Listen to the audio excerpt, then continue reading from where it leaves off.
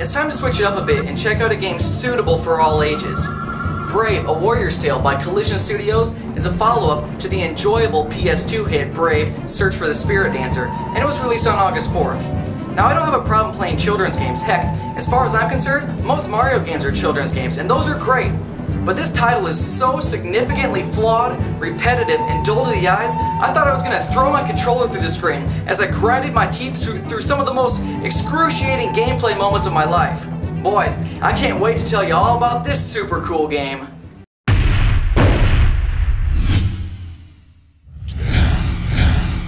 When I was a boy, Initially, I thought that Brave was going to be a history lesson of sorts, but in the opening dialogue, when the characters refer to themselves as Indians instead of, I don't know, natives or something, I just let that idea fly right out the window.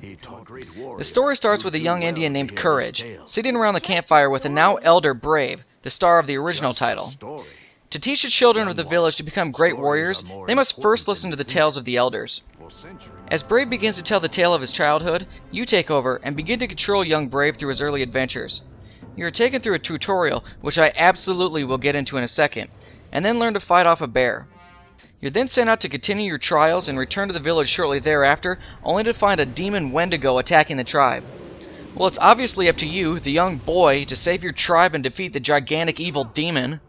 Greybear, the village elder, is Brave's mentor, who will guide him to several animal spirits in hopes of finding the great shaman spirit dancer, in hopes that his magic will be able to save the village.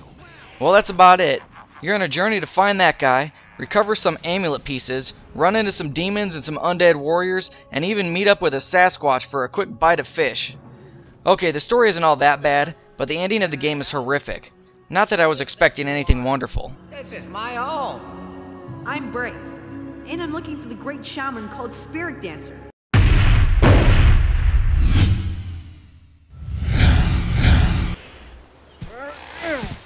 For the $30 price tag, you're only going to get about 7 hours of gameplay out of this title.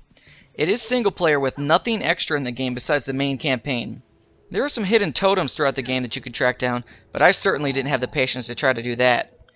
Now, the tutorial in the game was god-awful. It seemed like the developers created the game and then quickly made a tutorial and didn't test it or anything. It was very buggy as I continually got lost, couldn't see what I was supposed to be doing, and I even got stuck a few times by clipping through a wall I wasn't supposed to. Now, to be fair, the design of the levels that follow are actually pretty decent, with some pretty good challenges to face. You'll encounter various animals to tackle as you travel through the forest, desert, snowy fields, and even the spirit plane. There's also a built-in hint system that eventually tells you exactly where you need to go or what you need to do if you die too many times or get lost. You also get unlimited lives.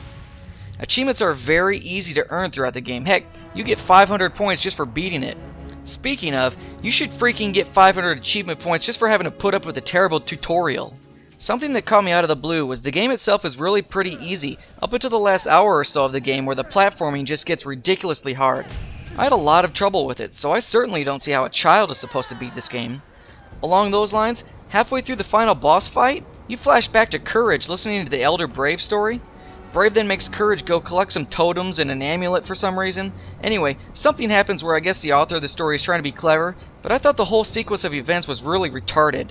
Don't ever interrupt the final boss fight to rewind and go to some stupid platforming.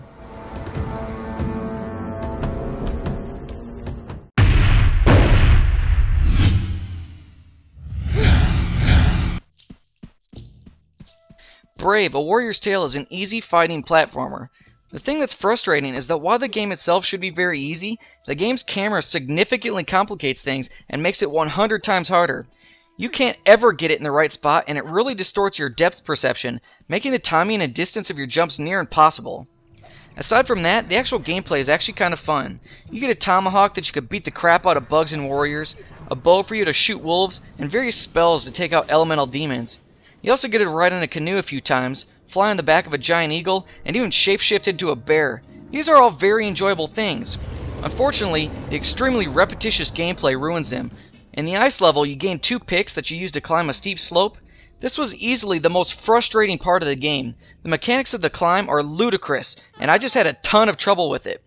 From about that point on, the platforming also starts to get a lot harder. It made me just want to break something.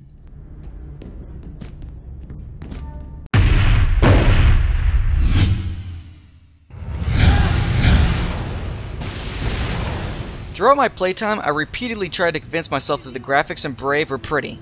I just couldn't do it. They are extremely dated and wouldn't even tax a Dreamcast.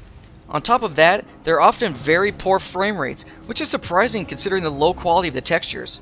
There's also a lot of in-game rendered cutscenes, and boy do they look awful. There are also many times where there are extremely long loading times, which is also perplexing. It's too bad because the game idea and story actually had a lot of potential, and the developers were on the right track with the look and feel. If they would have made the graphics similar to maybe Super Mario Galaxy, I think this game would have been beautiful.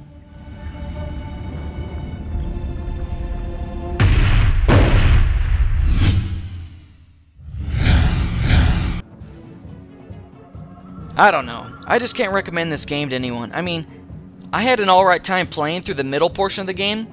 I guess you could relate this game to one of my buddy's Halo skills. Terrible in the beginning and the end, but decent between 3 and 6 beers. The graphics are very dated, the gameplay is repetitious, and you don't get a lot of content for your money. Brave, A Warrior's Tale would probably be a pretty easy game if it weren't for its many serious flaws. Seriously, Collision Studios, what were you thinking? Thanks for watching. Don't forget to subscribe to my channel and register at ZeitgeistGameReview.com.